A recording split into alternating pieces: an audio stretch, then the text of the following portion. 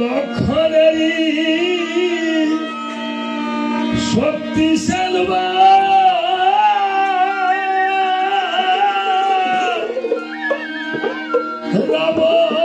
রাবণে মারিল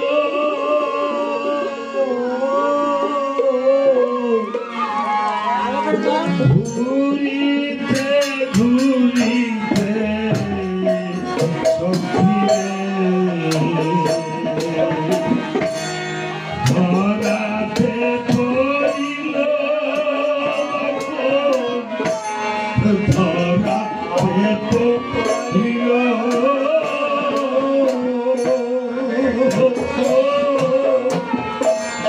ঘুরিতে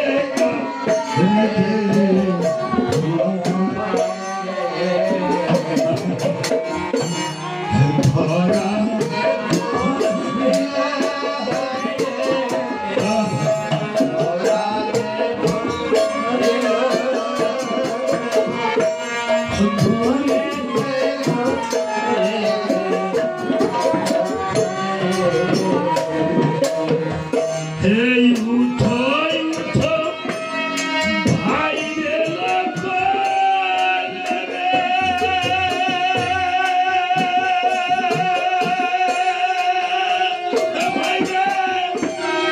কত দিদিন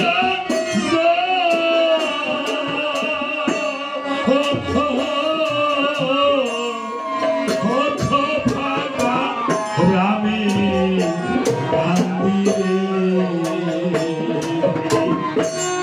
নয়ন পেলে নয়ন পেলে কত ফাঁকা রায়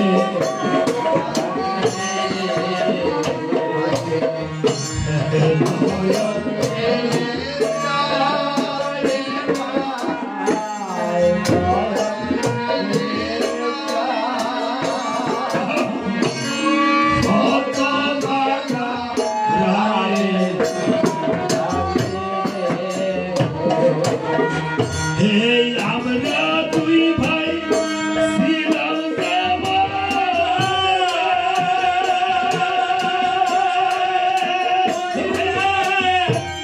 সুরার কবুতর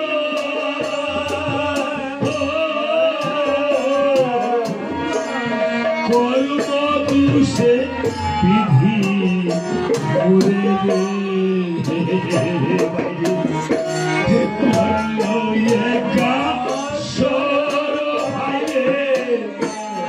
করলো একা কর্ম দুষে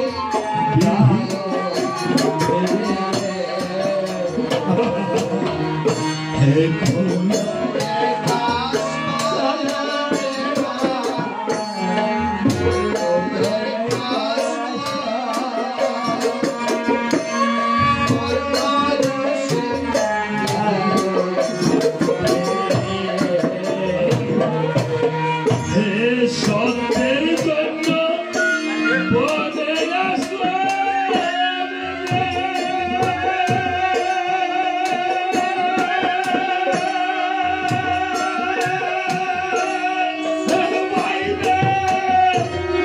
দেশে বলল পিত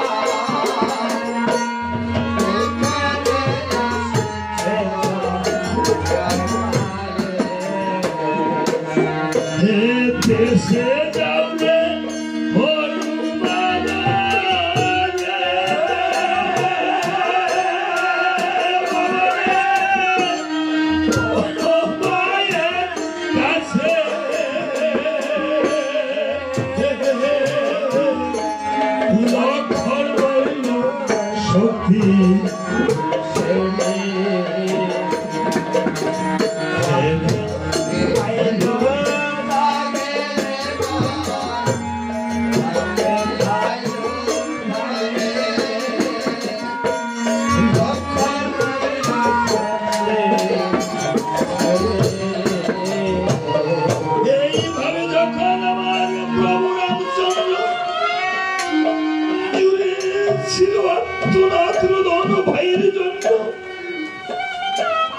সুসেন বৌদ্ধ এসে বলছে প্রভু গো,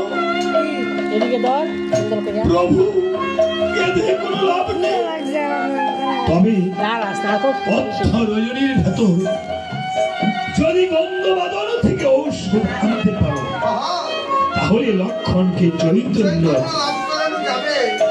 যাবে যাবে কে গন্ধবাদন থেকে ঔষধ আনতে অন্তরজনীর ভেতর কেউ ওষুধ আনতে পারবো না। আমার প্রাণের ভাইকে কেউ জীবিত করতে পারবে না। হনুমান বলছে প্রভু আমি এমন শক্তি ধরি অন্তরজনীর ভেতর আমি গন্ধবাদন আসতে হনুমান তুমি মোর প্রাণে চাও অন্তরজনীর ভেতরে তুমি ওষুধ আনতে শীঘ্র চলে যাও। হনুমান দ্রুত বেগে করেছে গমন, নিমিষে লঙ্কার উপর দিয়ে দিচ্ছে দর্শন। লঙ্কার উপর দিয়ে যখন যাচ্ছে এদিকে কাল নেমে দৃষ্টি করে চায় গন্ধমাদন যেন কে যাচ্ছে দেখা যায় বলছে মন্দ ধরি অন্তরজনীর ভেতর ওষুধ আনতে যাচ্ছে পবননন্দন। আমার লঙ্কাতে তো আর বিয়ে নেই, আমার যত কর্ম নষ্টের কারণে এই পবননন্দন হনুমান, তাই নাকি বীর আছে? তাহলে শুনে নেই সেই বীরকে। কালনিমি মামা আছে নাকি? ভালো করে কাছে গিয়া কোন কই আছে?